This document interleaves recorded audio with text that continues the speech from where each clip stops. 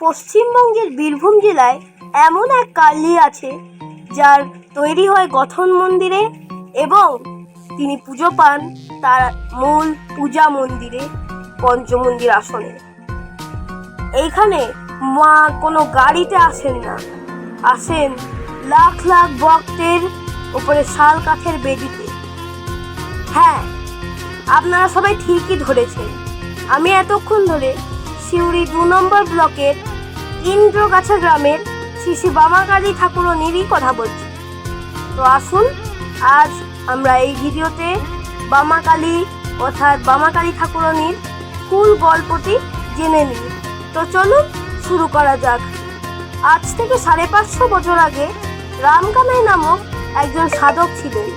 তিনি মা কালীর উগ্র রূপকে তৈরি করার চেষ্টা করছিলেন। সেই কারণে তিনি ঘোর তপস্যা করেছিলেন। তপস্যার পর মা কালী সন্তুষ্ট হয়ে তার কাছে আসেন এবং কি বর চাইতে বলেন। তখন রামকানাই তাকে বলেন যে, হে মাতা, আমি তোমার এমন রূপ বানাতে চাই যে রূপ পৃথিবীর অন্য কেউ না করুক, কিন্তু কাপালিক, চন্দাল, দোম, তারপর সাধকরা এই মায়ের পুজো করতে পারে। তিনি বললেন নিয়ে তখনই মা কালী এই এমন একটি রূপে দাঁড়ালেন যে তা কৃষ্ণানন্দ এবং আগমবাগীশের মায়ের রূপ থেকে অনেকটাই আলাদা। তার বাম পা শিবের বুকে, হাতে মুন্ড, কিন্তু তার রক্ত খাচ্ছে শিয়াল। এই ভয়ানক দৃশ্য দেখে তার মাকে জিজ্ঞেস করলেন যে, মা, তুমি এত ভয়ানক রূপ কেন? বললাম, আমি এই রূপেই পুজো চাই কাপালিকদের কাছে, আমার এই রূপ বামাকালী বলে পূজিত হবে। তোমাকে আমি দায়িত্ব দিলাম যে তুমি এই রূপ পুজো করার প্রচলন তুমি শুরু করো। তখন রামকানাই ছোট করে বেদি করে মায়ের একটি রূপ মাটি দিয়ে প্রথমে তৈরি করেন, নিয়ে তারপর সেই রূপই পুজো করেন রামকানাই।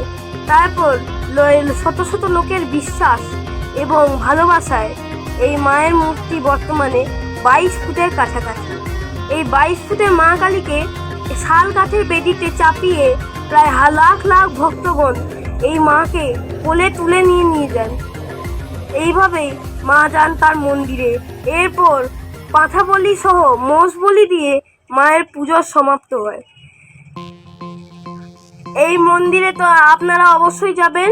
এই অলৌকিক দেবী প্রতিমা এবং এই রহস্য ঘেরা এই মন্দিরে তো দেখতেই পাচ্ছেন মায়ের কত উগ্র রূপ। তার বাম পা শিবের বুকে আর শিয়াল রক্ত খাচ্ছে।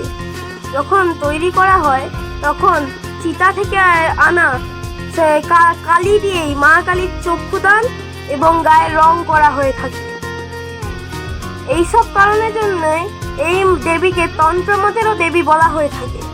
তো আপনাদের কেমন লাগলো অবশ্যই কমেন্ট বক্সে জানাবেন আর লাইক করে পাশে থাকবেন। আর আজকের মতন এই পর্যন্তই। বামাকালী যেন সবাইকে সুস্থ রাখুক, আমি এই কামনাই করি। ভালো থাকবেন, সুস্থ থাকবেন। জয় মা বামাকালী।